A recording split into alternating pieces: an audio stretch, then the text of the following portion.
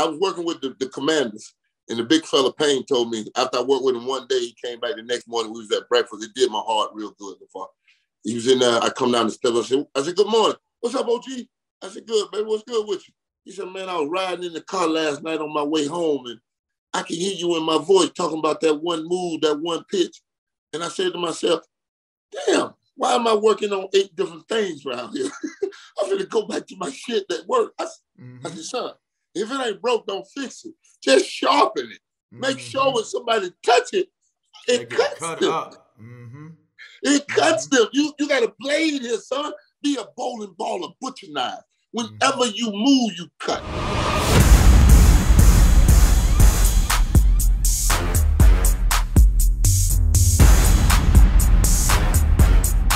All right, let's talk about greatness, Sapp, because when we was talking, and I'm gonna keep referencing because I love referencing dudes that I know relate. And when I was talking to G.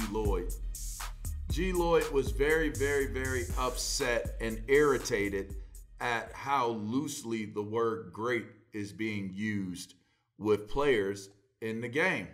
Me too. Talk to me. That's what got me in the first bit of little thing when, I told him Odell Beckham and Cam Newton wasn't great.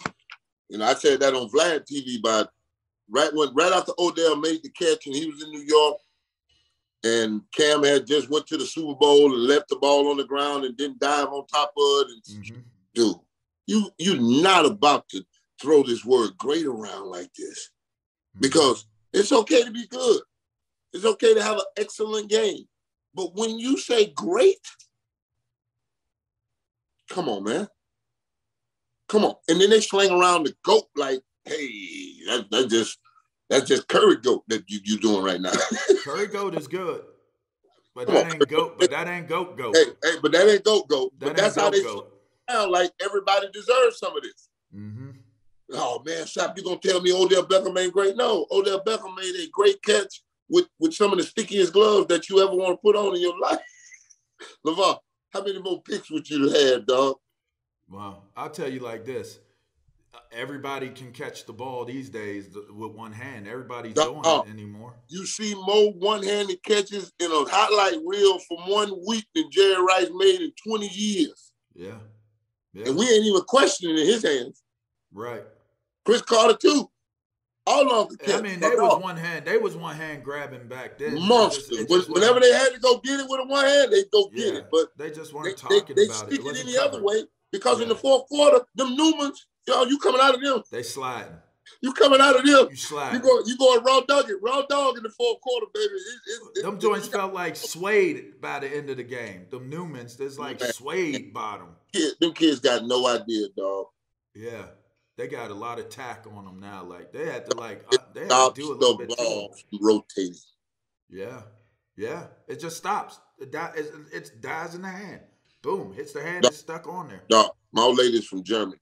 Hey, I had one glove. I put it on her left hand. She's right-handed. She's like, you sure? I'm like, baby, don't worry about it. I got you. I'll show you the video. I throwed it to her. She went. And caught it with her left hand. My old lady just started riding a bike with me the last year. This is what I'm trying. She's not athletic. She'll fish her ass off now. She'll catch some of the biggest fish in the world. But as far as throwing a ball or hitting none of that. No. Dog, I threw a pass to her. She went and stuck it. What about defensive players and greatness? There's a lot of greatness being thrown around. I'm from Pittsburgh. I'm going to throw AD at you. Some of it is warranted. Some of it is warranted and some of it is not. Like when they were screaming J.J. Watt was the greatest thing on earth, I'm like, he don't do nothing but play boo. If they ever ran the ball underneath them 30 times like they're supposed to and make him stick his nose in there, then let's see what kind of game we playing. But if we just going to get Jacksonville and Bowles or the quarterback to go three right to him in the middle, come on, man. Stop that. Come on, man. Come on. Let's run the ball at him. Let's see if he wants to play that run. And now, he done broke down a little bit. How you feel about TJ Watt? Same thing. Same thing. But he does stick his nose in there a little more. We'll see this year because it's always been a thing when all of a sudden you hit the scene it should be somebody have a counter plan for you, because to be great, you got to be circle on a Monday through Saturday, and then go out and bust that circle up. Yeah. That's the key. That's the key. That's when you're great. What about the dude from Kansas City? Would you put him in the great conversation? The quarterback? The defensive tackle. Stop that. I'm slipping on his name right now. Jones. I got you. Chris Jones. Chris Jones. No, the great one is Aaron Donald. Is it AD? I was going to get to him last. It ain't even a question, bro. I mean, he's taking advantage of all the one-on-ones they're giving him, because, the thing that drove me crazy was Mike Florio and Football Focus wanted to tell the world, this man's being double-teamed 75% of the time. Mm-hmm. So, me, I got this film. So I did 3 games. Watch it. Mm-hmm. I did 3 games in a row, and I'm in there like, no. So I did the first 15 in 3 games in a row. So this like I do. It's a 60, 70 play game. Mm-hmm. In those 45 plays, LaVar, he was double-teamed 5 times. And I was being generous with the double team, because I know what a double team is. What I'm saying? Yeah. I lived it once, so I was being very generous with what I called. I wasn't even gonna be like, no, because on a screen pass, if 2 people got their hand in, that's not a double team. It ain't even the fact that ain't where they want you to go. It's on the other side. But I checked it off. I did that. There's 2 people there, double team. I know the double team, but after I started the Florio, the 75% stopped. Stop. Please. Let's not sell the world. We do numbers. So I don't know who the hell watching the tape, but please watch the tape. Yeah. He's not being double teamed that much. You can't have 12 to 14 sacks a year and be double teamed 75% of the time. Yeah. It ain't enough rushes.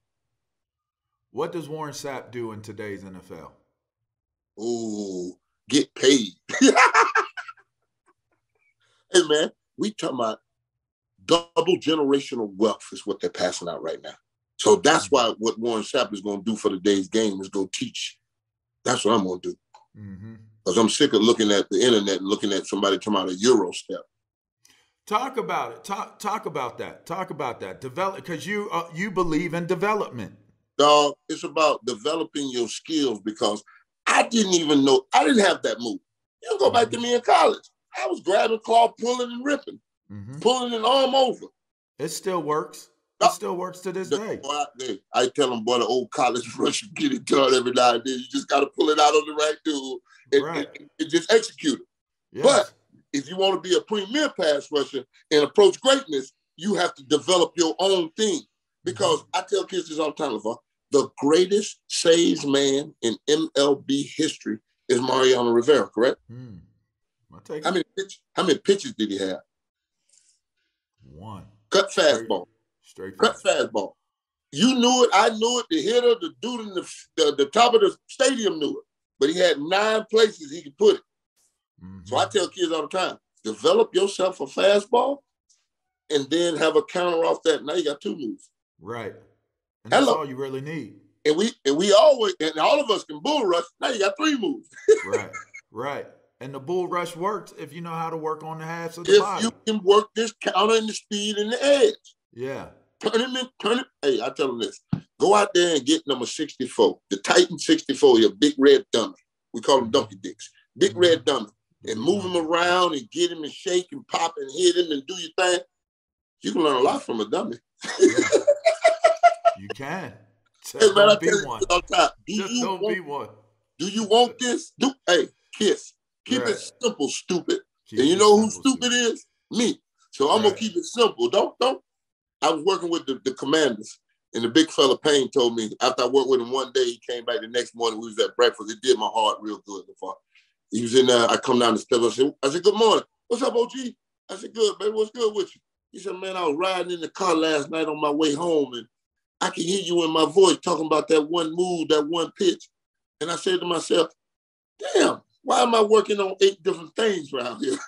I'm going to go back to my shit that worked. I said, son, if it ain't broke, don't fix it. Just sharpen it. Make sure when somebody touch it, it cuts them. It cuts them. You got a blade here, son. Be a bowling ball, a butcher knife. Whenever you move, you cut. Whenever you move, you are intently moving to go where you need to go, son. I said, when you in the kitchen and mom in there, Now, don't hit her with a slap move, but, you know, give her one. You know, you got to work on this. You got to live this, son. Until you got 15,000 hours riding this bike, don't tell me nothing about what you're going to do. I promise you this. That's what kind of work I put in for a year and a half to be able to do that chop club grip. And I do it with my eyes closed. At 49 years old, I was out there flipping that thing. If I looking at me, I say, man, I done rode this bike enough. It ain't changing. That's right. They're going to be, it's scientific, really. It really is scientific. It's 5 steps. Yeah. Just 5 steps to the quarterback. And three, well, inside it could be 1 or 2, but 3 steps is generally the count for me. 1 or 2, because every O-line coach in the world gives them a 3 count, 3-step count. If you get beat inside, I am going to go to your house and rape your mother. I've heard an O-line coach tell a dude that one time. I said, my God. He said, that's how serious I am about not getting beaten inside one. Yeah. So I give them that stab inside, and they're going to sit down. And they're going to sit down. Right. Now it's time to flip that thing. Right. So when I sit him down, he's got to shoot his hands now because he done put his feet in the ground. Now I'm there. Come here. I'm going to use what he's taught against him. Because the one person who you got to answer to is that coach in that damn room that's yelling, kick, kick, punch. Kick, kick, punch. Yep. Teach him. Does it take, like, because, you know, I talked to John. I talked to John Randall, and we talked about, you know, we touched on, you know, the approach and the mentality of it all. Does it take, because some people would say when you're as great as guys like you have been, it's hard to teach it and to coach it because the people you're teaching, you're coaching it to may not have the mentality or the thought process. Explain to me how you approach it. The thing that I always do is whenever I get around a bunch of young folks, I say, there's the bag. Let me see your best move. You gonna give me a rip at the end of that? You know, I'm doing that. I'm doing that. Because if you don't know what you are, then how the hell would I? Right. This is the whole thing. Your gumbo, baby, got to be set on your own root. Got to be set on your own spices and love and whatever you gonna put into it. The greatest moves is the white Freeney spin, Reggie White's hump, and you know, like that. Because that's who you are. And if that's who you are, son, you got to develop this. And I can't do nothing but help you, you know, shake that edge and that step and then step through. You know what I'm saying? Step through. When you flip them hips, step through. You know, I got people sitting there talking about a Euro step. What? What you finna do that like basketball? Son, as soon as you put them feet up in the air, somebody finna stab you. You finna get thrown out the club. I'm not Euro stepping. A lot of guys, big guys, can't flip their hips. Like that's one of the dopest things you were able to do was to be your size and be inside and flip your hips. Guys can't. How would you teach a big dude how to flip their hips? Because they don't know how to do it. I'm finna watch what he got going, and I'm gonna tweak what that is. It might not be a hip flip. That's the key. Because most guys want to do this dumbass double hand slap thing now. Yeah. I'm like, you ever went to a boxing match and saw the boxer do this? Right. No. You ever went to the track and saw a great speed guy do this? Right. No. It's got to be a combination, son. It's got to be a combination of things. And when you move those like that, the feet go. So you have to train your eyes and your hands and feet will follow. And then when you get to a point where you can go and hit, it don't take much flip. It don't take much flip. Yeah. Aaron couldn't flip, so he jumps. Aaron couldn't flip his hips like that, so he jumps with it. So that's what, you know, some people call him the Euro step, Aaron Donald step. And if you ain't Aaron Donald, 9 times out of 10, your ass is about to pull that off. Right. Right. Man, you run up on the O-line and jump up in the air like that. Get him out the club. You crazy. You better know what the hell you doing. Aaron done that a lot of times, trust me. Yeah. Dog, I call it playing chicken with a semi and a Chevrolet. Wow. Wow. LaVar, when I'm on my toes like that, ain't no weight on them. Right. Dog, if I'd have ever got hit, I'd have got thrown out the club. That's why them hands were violent in up front. Keep moving. Yeah. Get off of me. But you had bowling ball calves too. Like you had some engines down there though. Listen, man, I'm sorry. If you have cankles, do not try a Euro step. Yeah, right. You ain't gonna be quick enough. Listen, that's the whole point of structure. You have to know what you can and can't do, what your strengths are, what your weaknesses are. If you a bull rusher, then shake him down and book him. That's right. Then shake him down, hit hands, his feet gonna go on the ground. Hey, go arm over if that's your thing. Go arm over and step through it that way. You know, I'm not an arm over guy. I'm too short. I'm 6'2". I'm a power pig. I'm coming from the ground up. I'm coming with a rip move. This right here, no. I stayed to swim for the my old lady. You leveraging for under. Bring some friends over with some nice bathing suits and let's look. That's what the swim move for. I don't do that. I rip. Right. Right. That's what I tell them. Whenever I'm training them and they do the swim move, I say, yo, you're going to get your old lady, a couple friends, do some nice, I'll bring daiquiris. That's what a swim go. If you with me, you ripping. Because you ripping, pulling your hips through. We going to the quarterback, son. That's what I'm teaching you. If you want to go home and do your swim move, please do. I don't want to see it. Unless you got your old lady and a couple friends and some daiquiris. I love the swim. We got our footage now. We're gonna put this together. I'm gonna make sure we training something. We're gonna get some training sessions now. I need to see Sapp getting the next generation going on what they need to do. July 16th, we in Orlando, Orangewood Christian. Me and my homeboy, Coach for Life, Low Woods, man, went to high school together at the Poplar. Okay.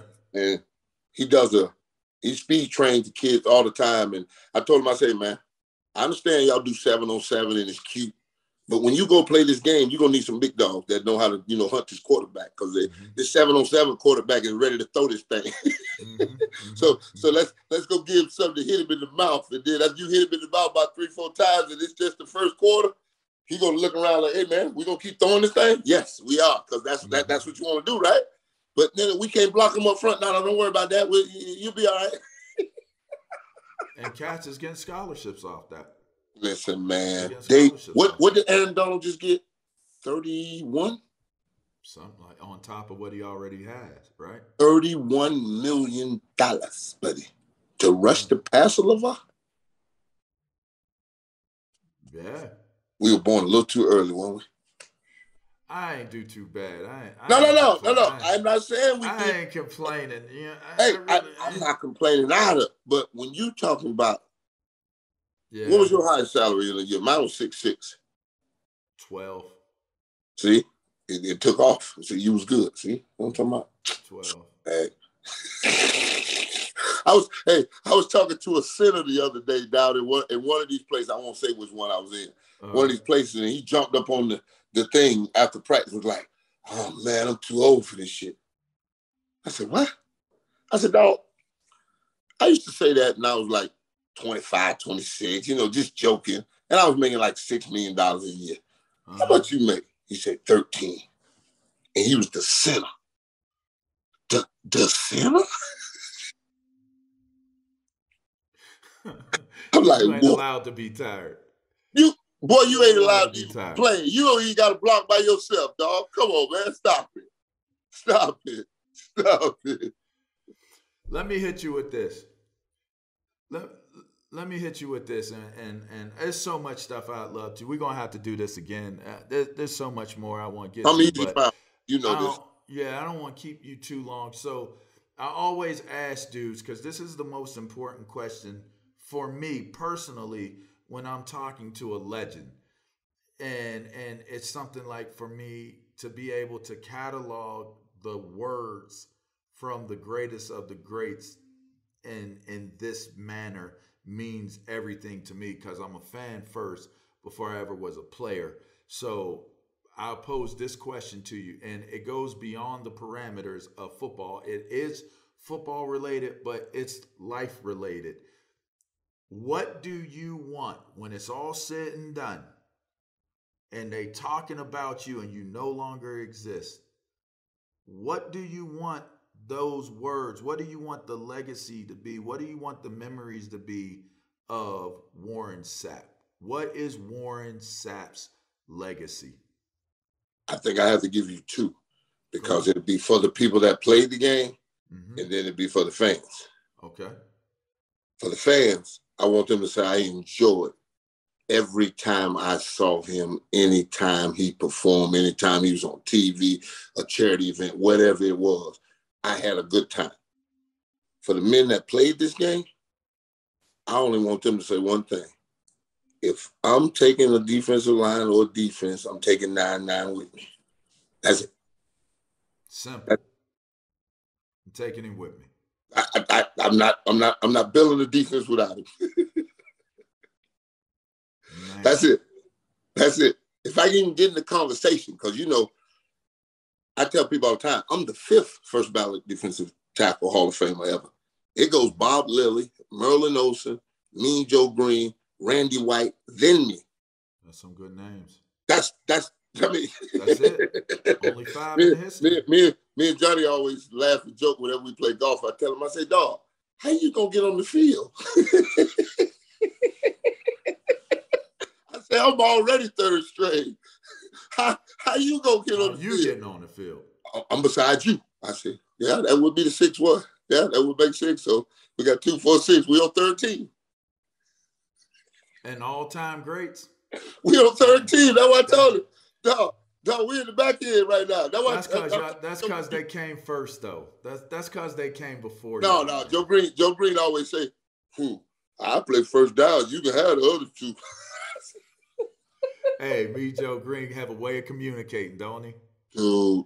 He got a way of communicating. Every chance I get to get anywhere near him, Bruce Smith. That's something else. Ricky I played with Bruce. Any of them legends, dog. Dog, that's a dog, boy. Yeah. Whenever they talk about they going to play golf, I be like, what time? I just going to play golf. Sapp. Hey, Sapp. Hey, Warren. Get your clubs. We're going out. We're going on the greens. Bring your clubs. I don't want to hear nothing out you. I said, Jesus. Gotta take it.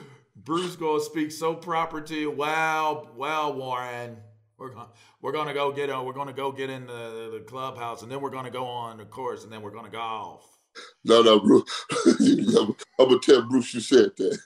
Hey, you know, when you see Bruce, you gotta hit Bruce with this one. I'm gonna let you go after this one. We was in training camp with Marty Schottenheimer, God rest his soul, and Marty had us doing Marty ball in training camp.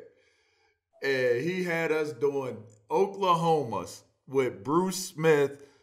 Darryl Green was on the team. We had so many old heads. And Marty looks at Bruce like, and Bruce stepped up and did an Oklahoma drill. Threw the dude out the way, made the tackle, grabbed his shoulder, fell off to the side. He ain't practiced the rest of the camp. Not the rest of the day. He ain't practiced the rest of the camp. This is what you asked for, and I'm done. 2 practices later, dude in the same drill breaks his ankle. And Coach Schottenheimer said, let's pray. And everybody bows their head, and it was quiet. And you heard, pray? Bruce. Pray for what? Bruce. Pray for some of this madness going on around. Pray for some of this madness going on around here. We turned to the Lord. Oh, Bruce. It was Bruce. You can't stop it, dog. Once you in year 19, 20 like that, ain't nobody fit. Hey, Bruce spoke his mind, bro. He spoke his mind that day, but always, though. Oh my God. Oh, I'm gonna call man. As soon as I get off this phone, that's the best. I'm calling him as soon as I get off the phone. Pray for what? Pray for some of this madness going on around here. Shouts out to the OG Bruce Smith, baby. One time, baby. Hey, shouts out to Sapp, man. Hey, man, listen. Amazing. I hope people realize how dope a dude you really are, man. I hope at some point, I know people know the greatness and the brilliance of what you brought to the game. I hope they realize there's more to it. Like this was what like, and it kind of, when the whole thing hit with Kaepernick, and it was like, nah, wait, like y'all not gonna paint this picture of Sapp, because that's not accurate. What had I done, LaVar? Yeah, right. I said that was so bad. Like putting it out there like you clout chasing, or like you got how? Like, if you ain't got exactly, and that's why I was like, man, well, hold on. Let me reach out to Sapp. Like, not only like, because after I'd like say, I was like, this is an open shut scenario. This is an open shut case. Like he's not, like, honestly, in the game of football, Kaepernick isn't even really important enough for Warren Sapp to even have to like even comment on him. Like, it's not. It's not that serious. Happened to hit my radar. Yeah, it's not even that. Because of who I run with, who I talk with, who I go discuss football with. It's not that serious. It wasn't even that serious. Oh my God! I was blown though, dog. I was blown with the black on black crime. That was the thing that really got me. I'm like, really? Yeah. My blackness is being in question now. A child of the South. Yeah. Nice try. Yeah. Right. Nice try. Oh, you defending Gruden? I know this man personally. I sat in his office every morning. Just because you call somebody with big lips, that ain't racist. Right. Tell the truth if he got big lips. If it ain't, that's a lie. Now, if he said I walked in the locker room and it looked like I had a bunch of DeMaurice Smiths looking at me, now that's a racial trope. Right. Right. That's a different conversation. It's all about context. It's all absolute context. And guys, the man was having a discussion, and the man was talking about a certain individual, and he said he had Michelin's on his mouth. He got soup coolers on the person. And the chances are we didn't say it way worse. Come on. We do our trash talking sessions. We didn't say it way worse. If you had a piping hot racist in John Gruden, don't you think some of them other emails would have had the N-word in it? Oh, man. Come on, man. If you all the way in. Come on. We know we're all the way in. We know who they are. Come on. We know who they are. You can't hide in a locker room. No, sir. No, sir. You can't hide. You Players, can't hide. coaches, administrators, we know who they are. Yeah, if you're in there, you know who they are. Yeah, you can't hide. It comes out. Yeah. It comes out your pores. It's who you are. It's who you are. Yeah. It's who you are. And thank God for Donald Trump. A boy done brought something out that I was like, damn, dog. You were hiding good over there.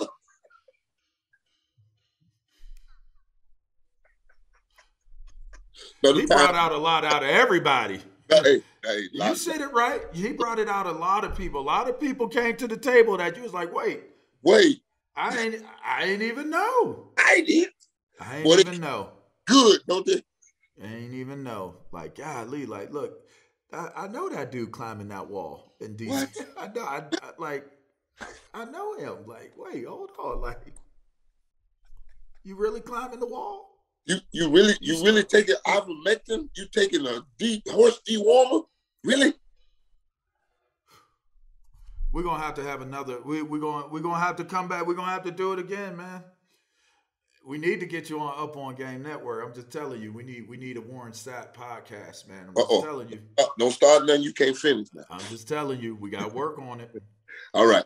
Have your people reach out to my people. Let's figure this out. We can be people. Gotcha. We can be people. We need to figure this out. Hey, I already told you 11 and 9 go well together, baby. I don't like that 56. I like that 1-1. That 1-1. You know, 5 + 6 = 11. That's only 11 all day. 56. All day. You're good math, man. That's why I got it. Simple math. It wasn't hard. It was simple math, you know. I didn't like the way 92 looked. I didn't like 92. I didn't like 47. So I had to go with what looked the best. 56, 5 + 6. Yeah. That's Lawrence Taylor. It brought me back to the sticks. Yeah. That's Lawrence Taylor's number. Yeah, no, that's great. It wasn't my number to have it, but it equaled my number. If I could have wore 11, I would have been a better pro if I could have wore 11 in the pros. I'm telling you. I would have been a better pro. Number is the man. I felt like you have your number. That's my number. I do love you. I do love you. Number. Hey, this is Up On Game presents Conversations with 11 Legends. 11 Conversations with a Legend. This is Warren Sapp. I hope y'all enjoyed this one. This is 100% 2-3 part conversation here. Make sure you subscribe. Go to the podcast, wherever it is you get your podcast, Upongamenetwork. Yeah, make sure you check it out, man. Hey, that's Warren Sapp, y'all. Greatest of all time. GOATs. Everybody don't get it, but this fella gets it, all right? Y'all be good. Till next time.